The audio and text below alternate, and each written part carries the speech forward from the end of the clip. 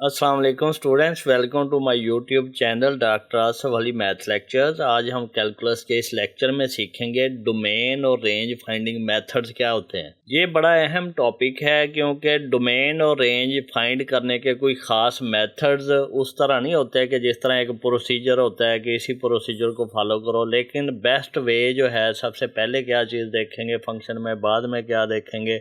इसी तरह एक पैटर्न है जिसके ज़रिए हम आसानी से इसको कैलकुलेट कर लेते हैं। डोमेन फाइंड करना फिर भी आसान काम है, रेंज फाइंड करना जो है ये थोड़ा डिफ़िकल्ट हो जाता है कई फंक्शंस के लिए। तो यहाँ पे हम काफ़ी चीज़ें सीखेंगे जिससे हमें डोमेन और रेंज फाइंड करना काफ़ी इजी हो जाएगा। जी स्टूडेंट, फंक्शन में दो चीज़ें होती हैं, एक तो इनपुट होती है, एक आउटपुट। एक इंडिपेंडेंट होता है, एक डिपेंडेंट। इंडिपेंडेंट जो है वो एक्स वैल्यूज़ होती हैं फर्स्ट सेट की वैल्यूज़, और जो डिपेंडेंट होती हैं वो सेकंड सेट की वैल्यूज़ होती हैं। डोमेन और कोडोमेन और रेंज, ये तीन कंसेप्ट होते हैं। डोमेन जो फर्स्ट वैल्यूज़ होती हैं इंडिपेंडेंट होती हैं, रेंज में हमारे पास डिपेंडेंट वैल्यूज़ आती हैं जो कोरस्पॉन्डिंग टू एक्स वैल्यूज़ होती हैं। और कोड में जो सेकंड वाला सेट होता है जिसमें से रेंज के एलिमेंट्स बनते हैं या इमेजेस बनती हैं, उसको हम कहते हैं। अब हमने डोमेन फाइंड करनी है तो इसके मेथड क्या होते हैं, ये जो मैं जिस तरतीब से बताऊंगा इसी तरतीब से ही आपने चेक करने होते हैं। सबसे पहले हम क्या देखते हैं, डिनोमिनेटर। अगर रेशो वाला फंक्शन है, डिवीजन में ज़ीरो नहीं होना चाहिए,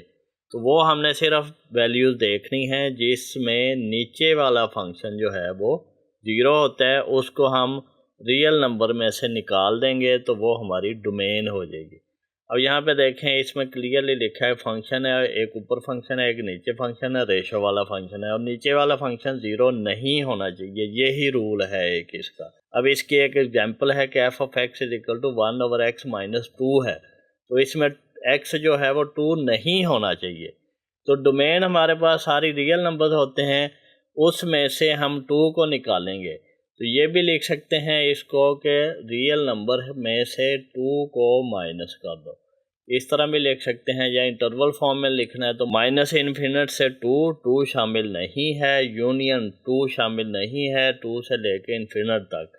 जब हम ये डालते हैं तो इसका मतलब है कि 2 शामिल नहीं है। जब हम इस तरह डालेंगे तो 2 इंक्लूड होगा। ये इंटरवल की प्रॉपर्टीज़ में आप पढ़ चुके हैं, ये आसान सा काम है। जी नेक्स्ट आपने सेकंड चीज़ क्या देखनी है। सेकंड चीज़ में आपने देखना होता है इवन रूट कंडीशन, यानी कि स्क्वायर रूट है, फोर्थ रूट है, सिक्स्थ रूट है, एट्थ रूट है, इवन रूट होना चाहिए। If square root are any even root, इस तरह हो तो डिफाइंड ओनली इफ़ जो इसके अंदर वाला फंक्शन है वो ग्रेटर देन या इक्वल टू ज़ीरो, यानी कि जो स्क्वायर रूट के अंदर यहाँ पे जो भी फंक्शन आएगा, ये फंक्शन अंदर वाला वो या तो ज़ीरो होगा या ज़ीरो से ग्रेटर होगा।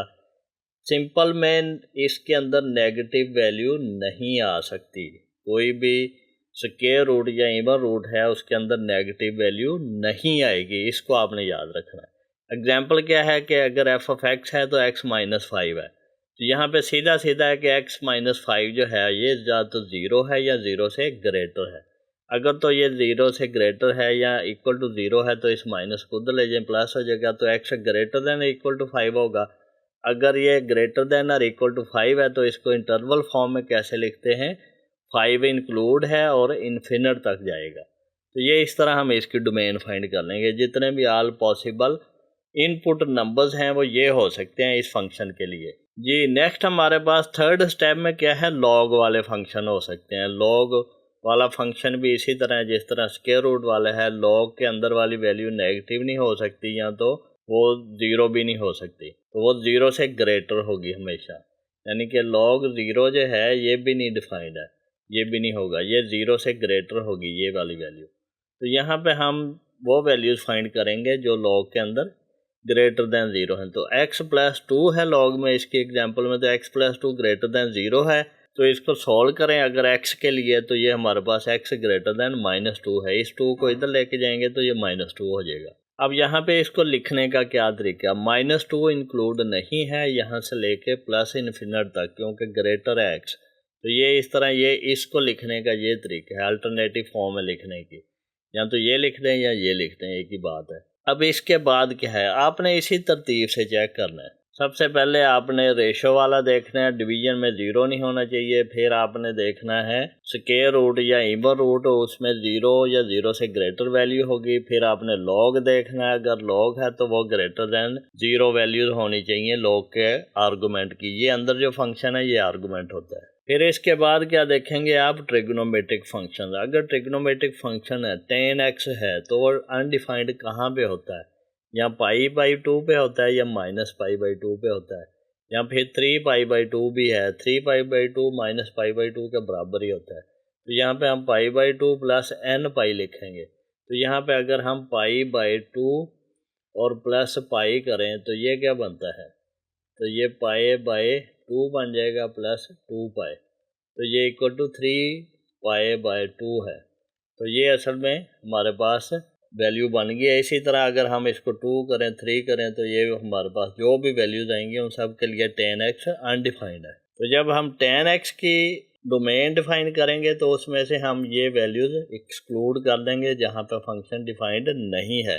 इसी तरह सीकेंट x डिफाइंड किन पॉइंट्स पे नहीं है, जहाँ पे cos x की वैल्यू 0 है। इसी तरह कोसिकेंट अनडिफाइंड है कहाँ पे, जहाँ पे sin x की वैल्यू 0 है। यहाँ पे देखें tan x का अगर हम ग्राफ देखें तो इस तरह का है। अगर आप सीकेंट x का ग्राफ देखें तो वो इस तरह का कुछ बनेगा। यहाँ पे देखें तो ये यहाँ पे तकरीबन देखें ये हमारे पास अनडिफाइंड आता है। इसी तरह अगर आप कोसिकेंट x का ग्राफ देखें तो वो इस तरह का कुछ बनता है। अब यहाँ पे माइंड में एक और चीज़ आती है कि अगर ये जो हमने पीछे सिंगल मेथड पढ़ा है कि डिवीजन भी है स्क्वायर रूट भी है, इस तरह दो चीज़ें आ जाएं तो फिर क्या होगा, फिर इन दोनों का इंटरसेक्शन लेंगे। यही आगे बात की गई है। यहाँ पे देखें इंटरसेक्शन मेथड क्या होगा, इफ़ मल्टीपल रिस्ट्रिक्शन एग्जिस्ट। अब ये है क्या, ये रिस्ट्रिक्शन है कि डिवीजन में 0 नहीं आ सकता, ये रिस्ट्रिक्शन है। स्क्वायर रूट में 0 या 0 से बड़ी वैल्यू आएगी, ये एक रिस्ट्रिक्शन है। तो इन रिस्ट्रिक्शंस की वजह से ही हमें डोमेन का पता चलता है। रिस्ट्रिक्शन को जो पॉइंट्स बनते हैं रिस्ट्रिक्शन के, इनको हम रियल नंबर में से माइनस कर दें तो वो डोमेन के नंबर आते हैं जिनको हम इंडिपेंडेंटली यूज़ कर सकते हैं। तो टेक कॉमन डोमेन, इसकी कॉमन डोमेन लेंगे। एग्जांपल क्या है, अब यहाँ पे देखें रेशो भी है और स्क्वायर रूट भी है। स्क्वायर रूट की वैल्यू तो 0 या 0 से ग्रेटर होगी और डिवीजन में 0 नहीं आ सकता। तो इसको हम कैसे सॉल्व करेंगे, x - 1 greater than equal to 0 है तो x greater than equal to 1 है। ये एक चीज़ आ गई हमारे पास। दूसरा डिवीजन में 0 नहीं होगा, x - 4 जो है वो 0 नहीं होगा, यानी कि x जो है ये 4 नहीं होगा, ये दूसरी वैल्यू आ गई। अब इन दोनों को मिला के हमारे पास इन दोनों का इंटरसेक्शन हमारी डोमेन बनेगी। अब इसको अगर हम लिखें तो ये क्या लिखेंगे, 1 इंक्लूड है और इन्फिनिट तक सारी वैल्यूज़। 4 भी नहीं आएगा और 4 इसके अंदर आता है तो इसमें से 4 को भी माइनस कर दो। तो ये हमारे पास डोमेन इस तरह बन जाएगी इन दोनों को मिला के। जी स्टूडेंट्स, नेक्स्ट हम बात करते हैं फाइंडिंग द रेंज। रेंज कैसे फाइंड करनी है, ये थोड़ा मुश्किल काम हो जाता है। रेंज फाइंड करना मुश्किल है, डोमेन फील्ड भी फाइंड हो जाती है, मुश्किल वो भी काम है। लेकिन जब सीख लेंगे तो मुश्किल नहीं रहेगा, फिर ये आसान हो जाएगा। Substituting y is equal to F of X then solve for x। कोई भी फंक्शन है उसको हम x के लिए सॉल्व करेंगे, फिर उसकी डोमेन देख लेंगे, वो असल में रेंज होगी। अब देखें, then apply domain restriction to get range, उसका उलट प्रोसेस कर लेंगे ना। ये एक तरीक़ेकार यानी मेथड लगा सकते हैं। सबसे पहले हमने ये चेक करना है कि फंक्शन को हम इन टर्म ऑफ x लिख सकते हैं, तो फिर उसको चेक कर लेना। एग्जांपल क्या है, y is equal to X square plus 1 है, तो यहाँ पे क्या है, हमने एक्स स्क्वायर की फॉर्म में लिख लेना है। अगर हम इसको लिखें तो ये क्या आएगा, X square is equal to Y minus 1 आएगा और X is equal to Y minus 1 का स्क्वायर रूट आ जाएगा। अब स्क्वायर रूट के अंदर हमारे पास जो वैल्यू है वो क्या होती है, वाई माइनस 1 ग्रेटर दैन और इक्वल टू 0 होगा, तो वाई ग्रेटर दैन 1 होगा। तो यही हमने यहाँ पे लिखा है, ये इक्वल टू भी आएगा। तो 1 इंक्लूड करके 1 से बड़े सारे नंबर ये आ जाएगा। अब ये जो हमने फंक्शन इस तरह लिख लिया है, अब इसकी डोमेन फाइंड करेंगे, क्योंकि हमने अब x in term of y बना लिया है। x के लिए हमने फंक्शन को सॉल्व किया था, तो यही उन्होंने बताया है कि पहले हम इसको x के लिए सॉल्व कर लें, फिर जो फंक्शन बना है यानी कि ये वाला, अब इसकी रिस्ट्रिक्शन क्या है, y माइनस 1 का स्क्वायर रूट, तो y-1 पे रिस्ट्रिक्शन आ गई कि वो ग्रेटर देन और इक्वल टू 0 होगा। तो यहाँ से हमें ये फिर पता चल जाएगा कि इसकी रेंज क्या आनी चाहिए। नेक्स्ट चलते हैं, हमारे पास नेक्स्ट ग्राफ से भी काफ़ी चीज़ें पता चल जाती है। यूज शेप नॉलेज, ग्राफ का नॉलेज यूज़ करो। इसमें क्या है, एक्स स्क्वायर ओपन अपवर्ड। अब ये देखें, ये एक्स स्क्वायर का ग्राफ है, ये y is equal to X square का ग्राफ है। इसी तरह minus X square open downward, ये जो है ये y is equal to minus X square है। अब यहाँ पे देखें, जो अपवर्ड ओपन होता है उसका मिनिमम होगा, ये यहाँ पे मिनिमम पे आके फिर ऊपर चले जाता है, तो ये इसका मिनिमम है। जो डाउनवर्ड ओपन होता है इसका मैक्सिमम होगा। तो यहाँ से ये मिनिमम और मैक्सिमम का पता चल जाएगा।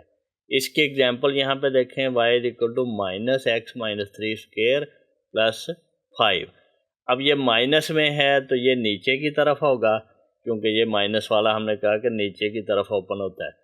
फिर x माइनस 3 है, x माइनस 3 है तो ये 3 यूनिट x की तरफ जाएगा, 1 2 3 यहाँ पे आया, और प्लस 5 है तो 5 यूनिट ऊपर की तरफ है, 1 2 3 4 5, ये वाला पॉइंट।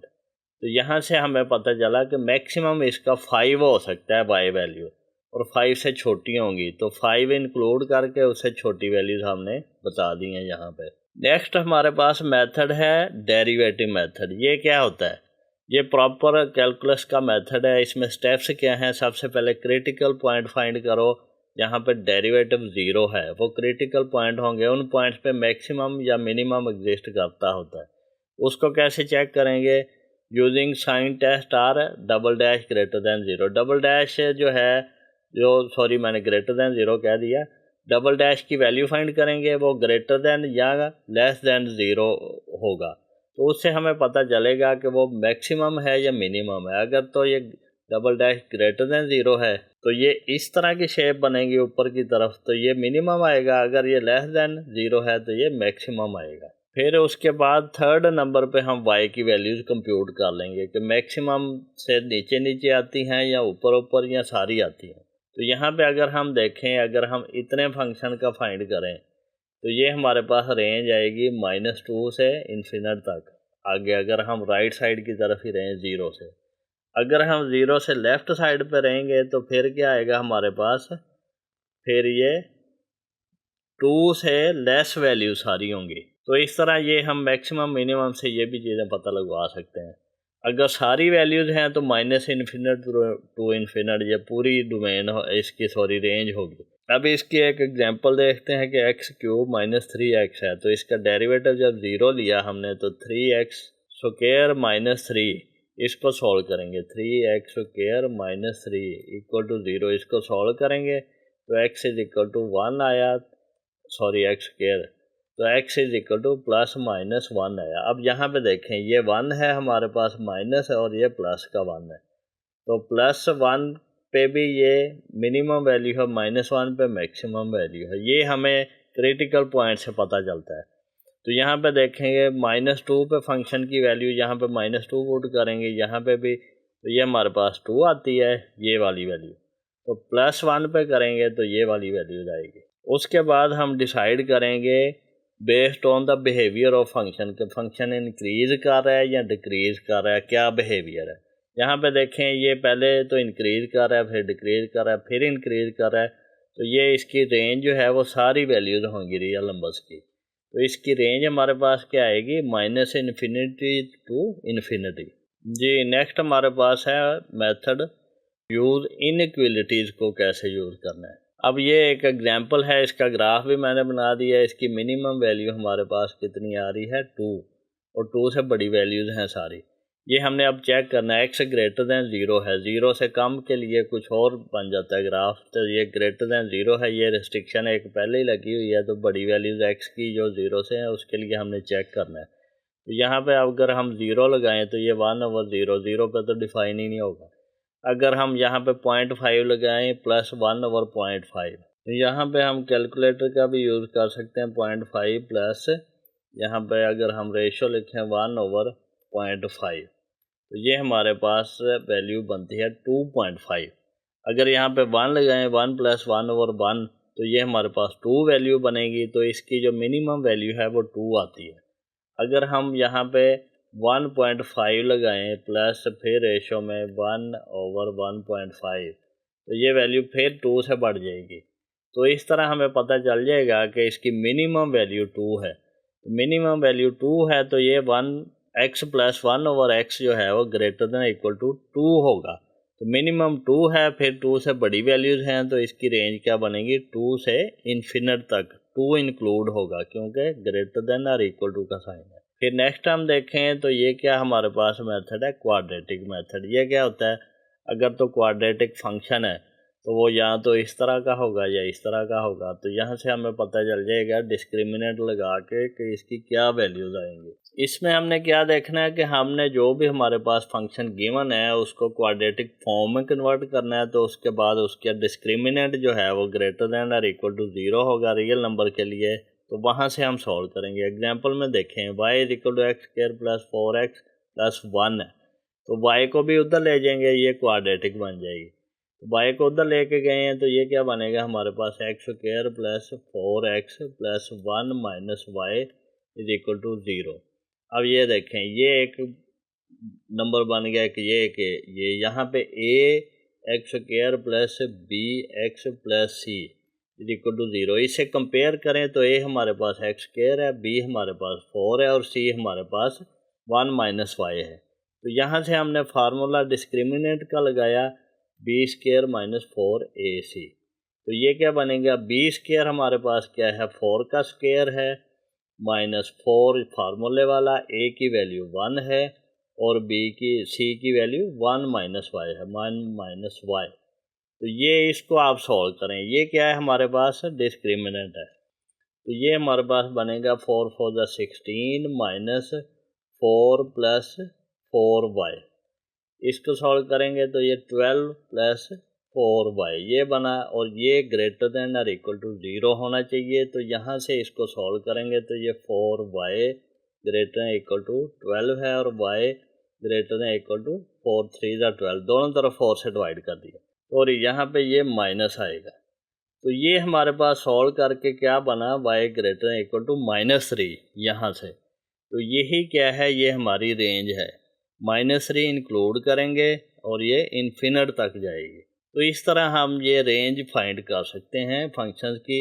और ये आपने प्रोसीजर का जो सेम पैटर्न है वही लगाना है। सबसे पहले जो हमने किया है वो चेक करना है, फिर बाद में इसी तरह ये मेथड, इसमें से जो भी सूटेबल मेथड लगेगा वो आपने लगा के इसको कैलकुलेट कर लेना है। लेक्चर पसंद आए तो इसको लाइक करें, अपने दोस्तों से शेयर करें, चैनल को सब्सक्राइब करके बेल आइकन पर ज़रूर क्लिक कर दें ताकि जब भी नया लेक्चर अपलोड करें तो उसका नोटिफिकेशन आपको मिल जाए।